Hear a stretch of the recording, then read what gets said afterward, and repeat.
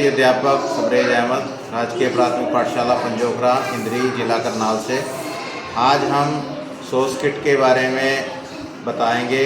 जो बच्चे हमारे एक्टिविटी कर रहे हैं सोस किट की, उसके बारे में आपको दिखाएंगे।